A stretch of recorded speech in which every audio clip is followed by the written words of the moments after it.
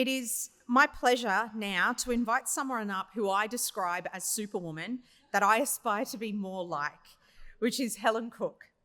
Helen is the principal lawyer at GNE Advisory. She is recognised as a nuclear law expert by the International Atomic Energy Agency and is the former chair of the World Nuclear Association's Law Working Group and the author of a comprehensive legal textbook, The Law of Nuclear Energy, published by Sweet Maxwell.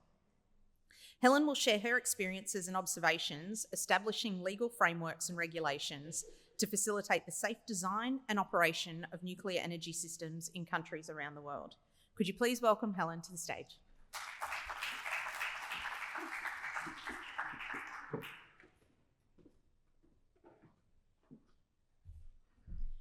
Wow, well, that is far too kind of an introduction, Jasmine, thank you.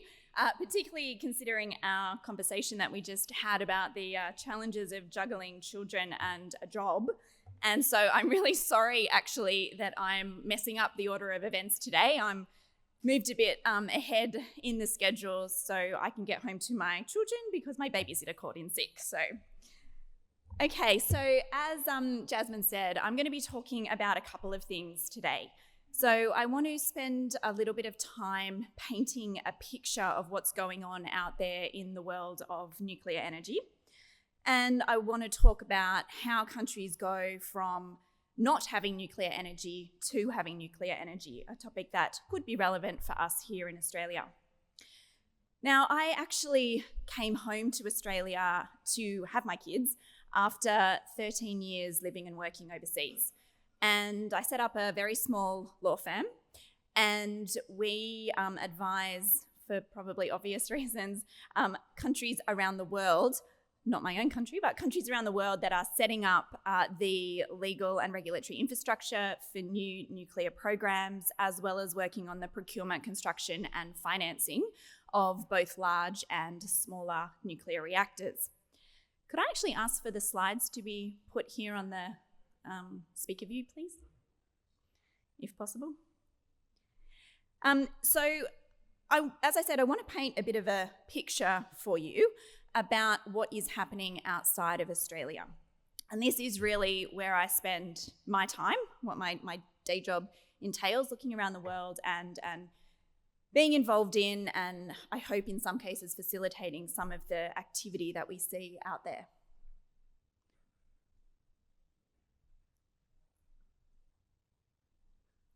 Great, thank you. Now I just need the clicker to work. Trying to move ahead one slide. Anyway, the first slide, when it does appear, Duncan, thank you. Thanks, Duncan. So the first slide here is a map of the world, and it shows the 32 countries that are currently operating the more than 400 reactors that we have in operation today. There are 59 reactors that are under construction today, and that construction activity is taking place in 15 countries. The majority of the new reactors are in the existing nuclear countries, with a high number of them being in China, India, and also Russia. But I just want to call out, we have 3 newcomer countries here with plants under construction: Egypt, Turkey, and Bangladesh. They're the newcomers who will soon join that club of 32 countries. And I'll talk a little bit more about them in a moment. Now, on the next slide here, and I'm sorry the speaker view isn't moving, but anyway, sorry, I really hate it when people speak and look up at their slides, but I'm gonna have to do that, I'm sorry. So the next slide here shows the world of nuclear as it exists today in the green, and then the orange are those countries that are moving ahead with nuclear energy programs today, from not having nuclear moving to having nuclear. The International Atomic Energy Agency tells us that there are 50 countries in the world that are currently actively considering nuclear energy or moving ahead with new nuclear energy programs. And of the 50, actually only 26 are up on this slide here, because the other 24, the IAEA actually doesn't disclose who they are, because they are in that pre-decision making phase. So they are working on looking at nuclear energy and how it may or may not fit into their broader energy plans. But then we have 16 countries that are in that decision-making phase. That means that they've done the work at home to consider whether nuclear energy is right for them, and that they are currently going through the political process of making a decision as to whether nuclear energy will be part of the nuclear energy mix of that country or not. And then we have 10 countries that have actually made that decision and are moving full steam ahead to execute on their nuclear energy programs. Now, this list of countries was taken from what's called the Technology Review that is published by the International Atomic Energy Agency in the lead up to the General Conference every year. So this information is from September last year, and I'm guessing that both we will have an increased number of countries that are considering nuclear when the IAEA releases its report later this year, as well as a number of countries that will jump from that in the decision-making phase category to actually full steam ahead with their nuclear programs. So when countries are looking at moving ahead with nuclear energy programs, what do they do? And this is a topic, I think, that is ripe for consideration by people in Australia talking about nuclear energy. How do countries move from whatever they have or don't have to nuclear energy? And all of them, all those 50 countries that I mentioned, use what's called the IAEA's milestones approach. And it's a roadmap or a toolkit developed by the IAEA to support newcomer countries through this process. And it's a very well-established methodology today. It was developed quite a long time ago now, in 2009. It was utilised by the United Arab Emirates when they developed their very well-respected nuclear energy program on quite a expeditious timeline and to very high standards across the board. And the trigger for using this methodology is that a country is in that pre-decision-making phase. So they are contemplating the use of nuclear energy. It isn't necessary that a country has decided to use nuclear energy to actually start looking at this toolkit that the IAEA has produced. And in fact, the first, what the IAEA calls milestone at the end of this first phase of thinking is actually the equipping of political leaders to make an informed decision on nuclear energy one way or another.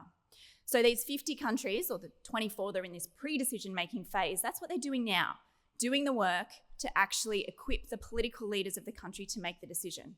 Then we have those 16 countries that are thinking about that decision, yes or no, and then we have the 10 that have moved on, made that decision and moved into the next phase. Now, I'm a lawyer, so the legal and regulatory aspects of developing a nuclear program are sort of in my sweet spot, if you like, and a number of what the IAEA terms infrastructure issues that countries need to work through when they're implementing a nuclear energy program do focus on that legal and regulatory infrastructure. Some of them are focused on it and others touch on really important subjects. And that's certainly something that the countries that are contemplating the use of nuclear energy really take very seriously and make sure that they do understand. There are international commitments in the form of treaties and conventions involved, and then there is the need for a national nuclear law, new institutions in many cases to undertake the regulation of nuclear energy, and then there's also regulations required for the day-to-day activities of designing, construction, and operation of nuclear power plants, and all of the associated activities that go along with that, like fuel supply, fuel transportation, etc. But I want to be clear about this, and you'll see as we walk through the remainder of my slides, which go through a snapshot of different regions of the world and the activity. I don't want to convey the impression that there is something that is overtly difficult or tremendously or overwhelmingly challenging about this. Actually, on the contrary, it is a well-worn path. It is a path that countries, if they have the right political will and a whole-of-government approach, and if they are working in partnership with key partners like partners from the vendor countries, then it is a path that can be progressed through quite rapidly. And as I've said a number of times now, as I look around the world at all of these countries that have nuclear energy ambitions and that want to have nuclear energy programs, I actually can't think of a country that is better placed to move along this IAEA milestones approach and to be able to move forward in a responsible way with nuclear energy, if we choose to do so, than our own country. Now, the G20 data point is something that we hear talked about quite frequently, and sometimes less accurately than others. So I just wanted to spend a couple of minutes just mentioning this G20 group of countries and blocs and having a look at what all of these countries have or don't have. So the two countries that are highlighted in red, let's start with them. They are the anti-nuclear countries today, the countries that have a prohibition of sorts on nuclear energy. All of the other countries listed here in the G20 either have nuclear energy today or are actively working towards having nuclear energy very soon. So Indonesia does not have nuclear energy today. Indonesia has a quite advanced nuclear energy program focused on SMRs with a particular interest in floating nuclear power plants. Italy, you might have heard some press coverage recently around the G20, where the Italian Minister of Energy could not have been clearer in his statements that despite Italy's decision post-Fukushima not to have nuclear power plants, that they are actively considering overturning that likely this year and potentially moving ahead with new build in Italy. Saudi Arabia has quite an advanced procurement process underway for large reactors, and Saudi Arabia is also very interested in small reactors and has a small reactor program. And then Turkey will bring online its first nuclear power plant later this year with the support of the Russians. Now then, there's two other blocks here that we need to talk about. The European Union as a bloc, and in the EU, nuclear produces about 26% of Europe's electricity. And then, so there are countries, I should say, in the EU that don't have nuclear, and I'll zoom in on a slide on Europe in a minute. But there are some countries in the EU that don't have nuclear, some countries in Europe that don't have nuclear, but many of them do. And overall, the picture of new nuclear in the EU is that there is quite significant support for it, despite some vocal anti-nuclear countries that we know. Now, the African Union, I understand, was added to the list of G20 countries in 2022. On the African continent, there is only one country today that has operating nuclear power plants, and that's South Africa. But as you'll see in a minute, there are many, many countries in Africa with nuclear ambitions. So, firstly, let's take a quick look at North America. So, starting with the United States, the US has the largest fleet of nuclear power plants today, nuclear reactors, 94, I think, operating nuclear reactors, supplying about 26% of its electricity. It, as I said, is the world's largest fleet. That might not always be the case, and we'll talk about that in a moment. I know that you will have a presentation on the United States later this afternoon, so I will leave most of the content there to that speaker, but the bipartisan support for nuclear at the moment in the United States is significant. There is a lot of focus on DOE, Department of Energy, funding for innovation, research and development, and also the commercialization of existing reactor technologies in the advanced reactor category. So a significant level of government support, and really to the highest level of government. We heard President Biden speaking recently about the significance of nuclear energy and its ability to decarbonize, and we've heard the Secretary of Energy saying, in her words, let me say it loud and clear, nuclear energy will form a significant part of the United States' efforts to decarbonize. Now, Canada is actually a very interesting place for a number of reasons, but also maybe the focus being that a lot of the small modular reactor developers like the Canadian regulatory system, and they are putting their designs through that regulatory process in Canada to get some validation of their designs and be able to use that as a launch pad for the commercialization phase of their ambitions. So there's a lot of regulatory activity in Canada, and Canada is known to have a regulator that is very open-minded, more progressive than some other regulatory bodies. So this level of interest and level of activity is understandable. There are also some important demonstration projects in Canada, and I'll just call out the GE Hitachi BWRX 300 technology, which is being developed by Ontario Power Generation. That is a key project with a lot of countries in the rest of the world looking at that, needing that to succeed because they are next in line or they've already actually placed their orders for this technology, assuming that it can be demonstrated. Now moving to Europe.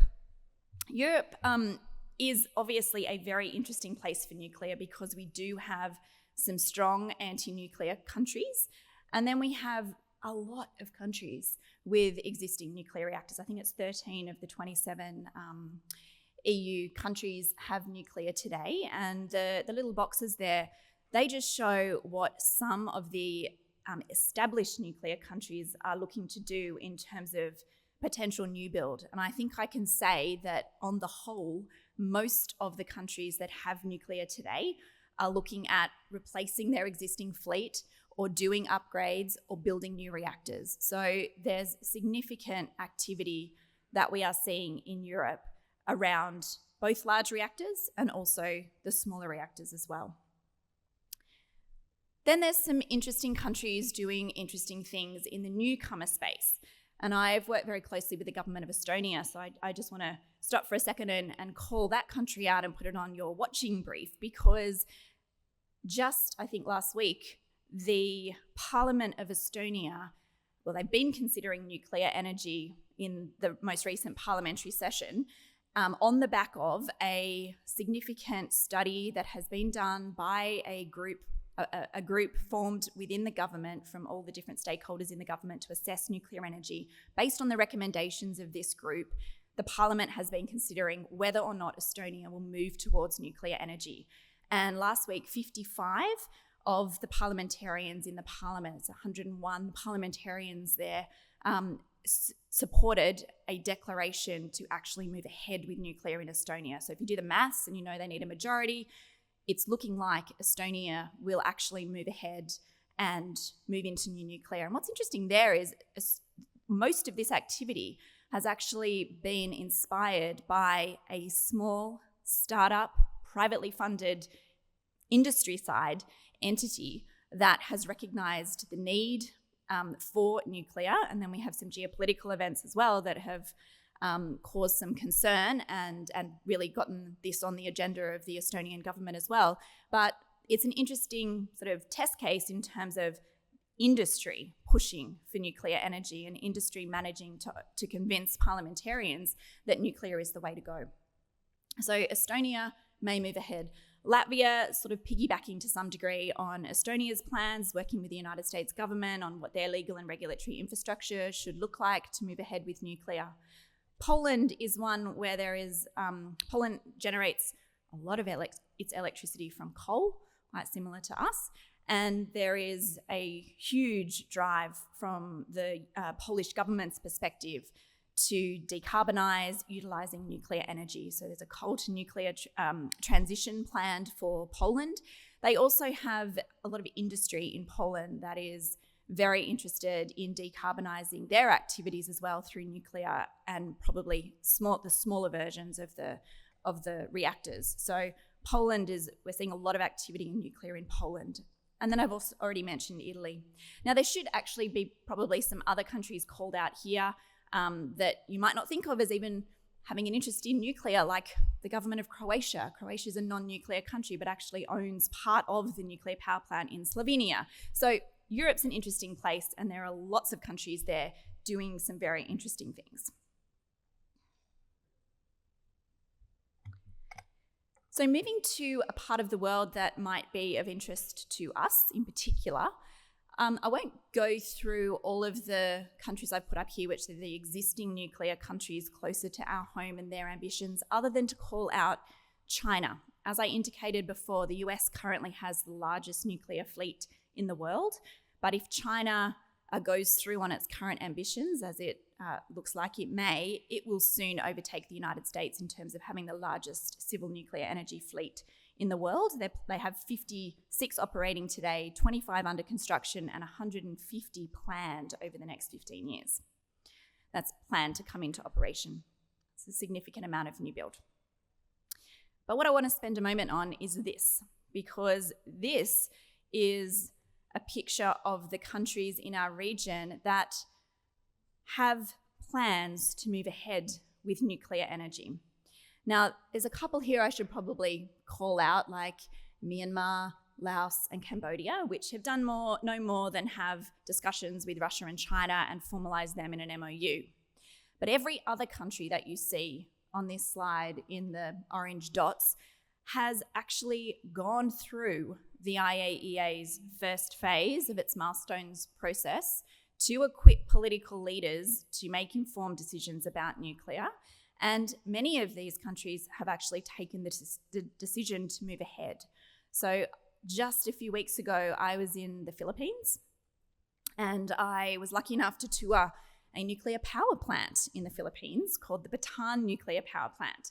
But as the Bataan Nuclear Power Plant was never commissioned, so the fuel was never loaded into the reactor, because there was a change of leadership in the country and the new leader didn't like any of the projects of the old leader and so cancelled them all, and the Bataan plant fell into that group, there is a fully constructed Westinghouse reactor sitting there, luckily being kept in an excellent state of maintenance, and there are factions within the current Congress that would really like to see Bataan started as swiftly as possible, since the country actually has gone through arguably the most challenging part of procuring, construction, and financing a nuclear power plant. So what does the Philippines need? Well, they need new laws, they need a new regulator, a proper independent regulator, and they need some regulations. And so I've been honoured to be working with the Philippines government on a bill that will do that, a bill that will set up a new nuclear regulatory body in the Philippines with jurisdiction for nuclear safety, security, and safeguards, set it up as independent and equip it to oversee the running of a future nuclear industry in the Philippines. So considering that they're an island and land space, is something that they need to think about. They're also very interested in small modular reactors and micro reactors as well. But a very active program with the ability to move ahead quite swiftly. I was recently, just last week, in Singapore, and I really admire what Singapore is doing. So Singapore, its 2050 committee, produced a report that got a little bit of press a couple of years ago now, which said in one scenario to 2050, Singapore may need nuclear energy. And so what Singapore is doing is, instead of sitting around and doing nothing and waiting to see what happens, no, they're actively looking at understanding all of those 19 infrastructure areas. What would it take? What would their program potentially look like? And they've set up some really impressive, what they're calling think tanks within their national university, to encourage and train and develop their human resources so they could move ahead quickly if and when they needed to. So even other countries, Vietnam actually had a quite advanced nuclear program in up to 2016, where they were going to build Russian plants and Japanese plants. And then it was considered that the economic conditions weren't sufficient to get those large reactors over the line, and they decided to suspend their program. But they look like they might be moving forward. Thailand is interested in nuclear energy, has been for a while, but looks like it's actively moving forward again. Malaysia had a very active nuclear energy program for quite some time. It actually drafted the entirety of their procurement package to send out to the market. And again, a change of leadership put all of that back on the shelf, but they would be very well positioned to move ahead quickly. So I'll leave it there on this slide, but the point is, we're in a region where there is significant interest in nuclear energy. We're in a region that may be moving forward, probably will move forward sooner rather than later in nuclear energy. I mentioned that there's only one country in Africa currently with nuclear. These are some ambitions for other countries. And again, I've only put countries on here that have tangible, actively underway nuclear programs, not ones that have just flirted with the idea, but that are actually doing the work needed together with the International Atomic Energy Agency and other partner countries to see nuclear energy come to Africa. And as I said, Egypt in North Africa currently has 4 large nuclear reactors under construction. The Middle East, probably all heard of the program in the UAE, and I mentioned it before, a very successful build of large reactors supplying today 25% of the UAE's energy needs, and a number of countries in the region looking to move ahead. So I'll finish there just with some key takeaways. I hope from just going through some regions of the world, I appreciate I didn't even put up all regions of the world, but you can see that there is a tremendous interest in nuclear energy out there. And the main drivers of that are actually the recognition of nuclear energy's ability to support decarbonised energy systems, as well as the topic of energy security. And somehow in the snafu at the start, I did have a slide there on COP28, which we appear to have missed, but I should just go back and say that we know that last year at COP28, there was a pledge that was supported by 25 countries, 22 initially, and then 3 joined after, calling for a tripling of nuclear energy capacity by 2050. And then on the back of that, earlier this year, there has been the first global summit with heads of state involved, held in Brussels, to actually look at taking that pledge and those declaration and those nice statements, taking them into action and looking at ways that we can, in partnership, government can, in partnership with industry, actually see that tripling take place. So it's because nuclear energy is increasingly recognised as sustainable, clean, green, has the ability to decarbonise our energy systems. What I haven't had a chance to talk a lot about as I've gone through the slides, and only a few, 30 minutes, is the role of government in these programs. And you probably will have got the feel that, of course, governments need to make the decision to move ahead with nuclear. Governments need to set up the legal and regulatory infrastructure that's necessary. We know today that government support in some form for nuclear industry, particularly in newcomer nuclear countries, is needed. What form that takes, what actual mechanisms are employed, that's a country-by-country analysis. But the government role is central and is crucial. The industrialised world continues to use nuclear energy, and most countries have plans to build more. We clearly are in a region that is moving ahead with nuclear energy, and it is my concern that the picture that I think that I've just painted does see Australia as an outlier, not only in the industrialised world, but also in our region. And I think we should be thinking about what that means for us and what that does mean for our future. And as we do that, I think we need to bear in mind that nuclear energy isn't an overnight proposition. Now, here's not the time and the place to talk about exactly how long it will take in Australia. We can have that discussion at another time. But as I have said, I think Australia is very well positioned to move forward expeditiously if we have the right political will and whole of government commitment to the cause.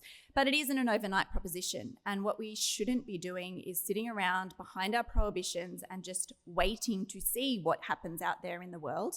We should take note of what other countries are smartly, intentionally, strategically doing right now, which is taking action to ensure that their countries have the option to have nuclear energy later this decade or into the 2030s. Thank you.